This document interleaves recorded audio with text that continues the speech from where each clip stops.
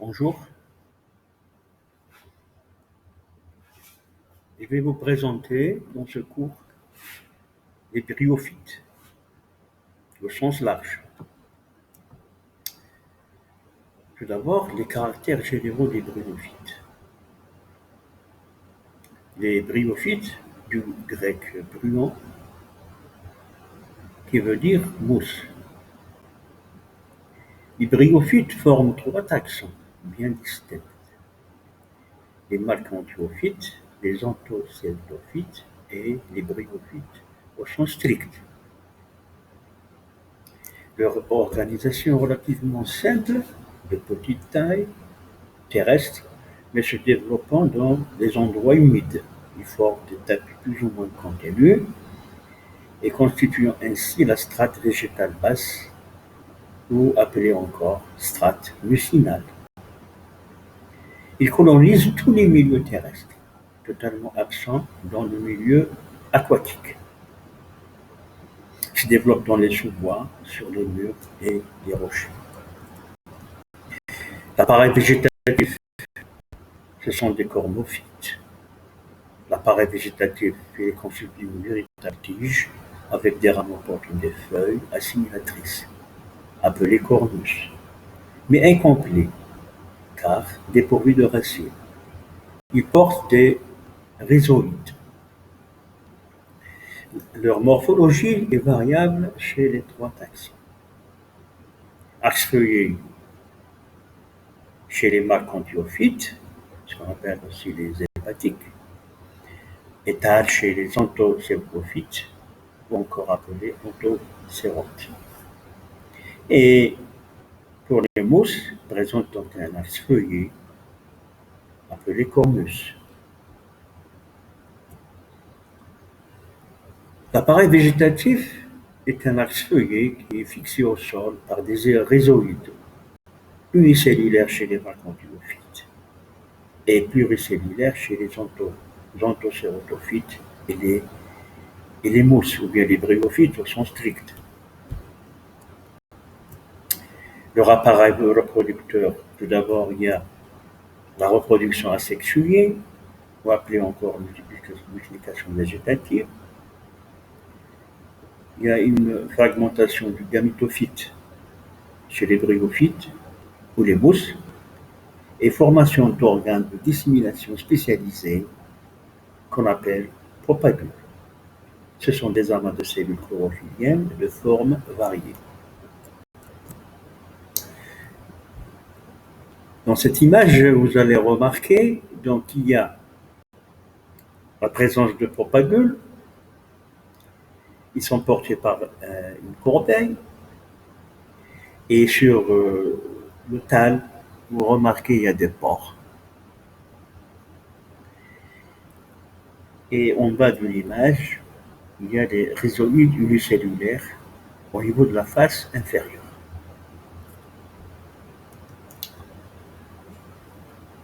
Donc la reproduction asexuée s'effectue par la propagule, qui sont des amas de cellules chlorophylliennes.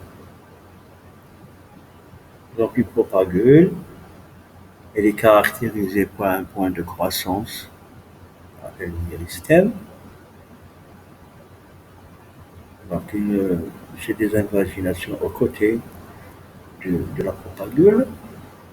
Et en bas, vous avez la région d'insertion de la propagule.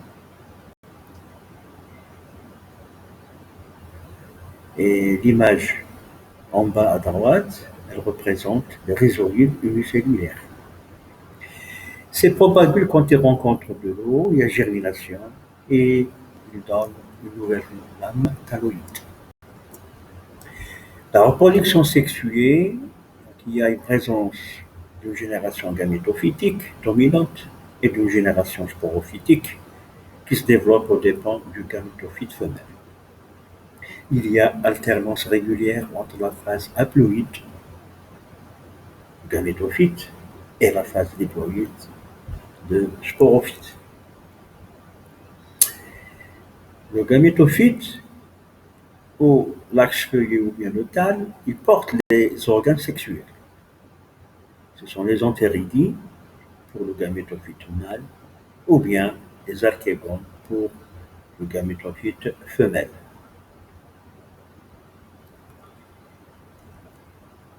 La fécondation donne naissance à un zygote diploïde qui se développe dans l'archégone. Ce dernier se multiplie et forme un tissu pluricellulaire polarisé. C'est l'embryon différencié qui donnera le sporophyte, appelé génération sporophytique. Il est constitué d'un sporange, appelé un sporogone, ou bien capsule qui produit des spores. Et ces spores germent pour donner un pentonéma sur lesquels se développe le gamétophyte. Et donc vous avez dans le schéma, il y a développement du gamétophyte qui nous donne un gamétophyte mâle à un chromosome et un gamétophyte femelle à un chromosome. Le gamétophyte mâle, il donne l'antéridie et le gamétophyte femelle, il nous donne l'archégone, toujours à un chromosome. Ces anthéridies et archégones ils vont donner des antérozoïdes et des osculaires. Et après, bien sûr, fécondation, il y a un zygote qui est formé à deuxième chromosome, qui nous donne un embryon, lui-même va donner un sporophyte, qui va donner un sporogone avec la réduction chromatique qui nous donne les spores, et les spores en contact du. Il y a donc torsion d'un protonéma et le cycle est écouté. Donc ici, c'est un schéma qui représente la reproduction sexuée. Vous avez donc un protonéma qui va nous donner donc une lame taloïde. Ensuite, un pied. Les caractéristiques biologiques. L'absorption de l'eau et des substances dissoutes se fait par toute la surface de la tige des feuilles. Ils ont la capacité de résister à un dessèchement temporaire et ils ont une propriété de reviviscence quand les conditions du milieu sont favorables. Ils sont très sensibles à la pollution, donc ils sont utilisés pour la bioindication. Premièrement, les marcantophytes ou bien les hépatiques. Les caractères généraux sont des végétaux de petite taille, sans racines ni système vasculaire. Le nombre d'espèces est estimé de 6 000 à 8 000, dont 85% d'hépatiques à feuilles. Leur appareil végétatif est variable, soit sous forme de lame, plus ou moins différenciée, soit un axe feuille. Et les feuilles peuvent être extrêmement petites, issues du fonctionnement de la cellule apicale, mais ne portent pas de bourgeons à l'eau des aisselles, pas de vraies feuilles. Présentent un aplatissement dorsiventral entraînant une symétrie bilatérale. Les rhizoïdes sont unicellulaires et l'épiderme supérieur est plus haut du corps, permettant les échanges gazeux, mais absence de restomate. La classification des hépatites, il y a donc on distingue deux classes, la classe des marcantioxida, hépaticatale, complexe, multistratifiée, et la classe des gingermanioxida avec deux sous-classes, la sous-classe des hépaticatales simples et la sous-classe des hépatiques à feuilles. La classe des marcantophytes, leur appareil végétatif, le thalle est dépourvu du système conducteur, mais présente une différenciation histologique particulière. L'anatomie en coupe transversale du thalle, les tissus s'organisent en 5 couches distinctes. Donc on a un épiderme supérieur, suivi d'une couche dorsale chlorophylllienne, ensuite un parenchyme bicolore, ensuite une couche inférieure avec cellules à épaississement réticulé, et enfin un épiderme inférieur avec des œilles et écailles. Donc cette coupe coupe transversale représente le thalle de Marcantia polymorpha. L'appareil reproducteur, les gamétons se forment sur des appendices dressés portés sur la face supérieure du thalme. Ce sont les antériophores et les archéogoliophores. L'antériophore comporte un pédoncule terminé par un disque ou chapeau à 8 lobes portant les antéridies. Sur sa face supérieure, dans des dépressions en forme de crypte, les spermatozoïdes flagellés sont libérés par l'éclatement de l'entéride. L'archégoliophore a la même structure générale, mais ses lobes, lèvres généralement, sont plus profondément découpés. Les archégones se développent sur leur face intérieure, entre de fines membranes involucrales. Donc ici, vous avez donc le schéma qui représente les entéridies et les archégones. Et donc ici, vous avez la disposition des antéridés, donc à la face supérieure des feuilles, et vous avez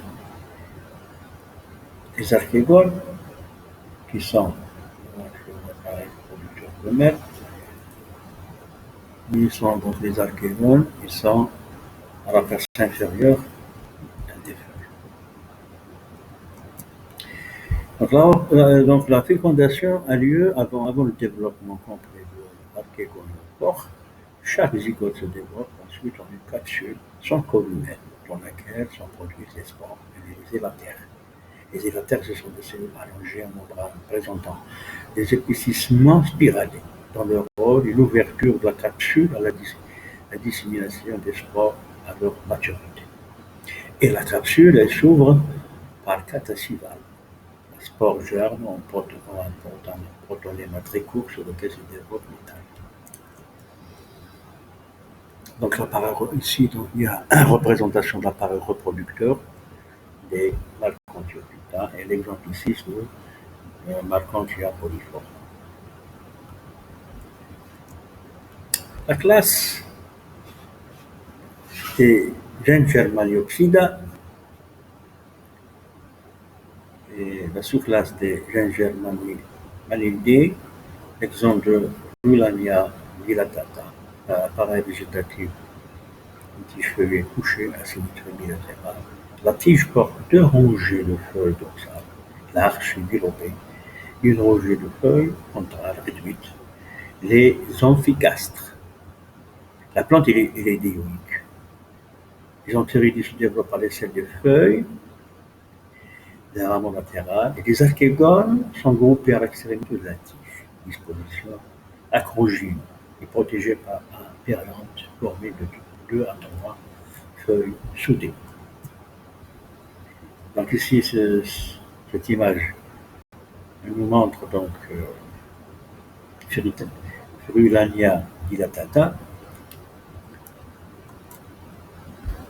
L'aspect morphologique de Frulania dilatata.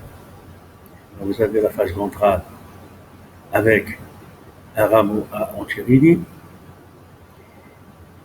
et vous avez la face dorsale avec les archégones.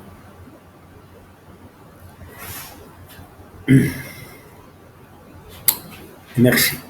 S'il y a des questions, vous pouvez donc les envoyer par chat ou bien par mail via donc la plateforme. Je vous remercie.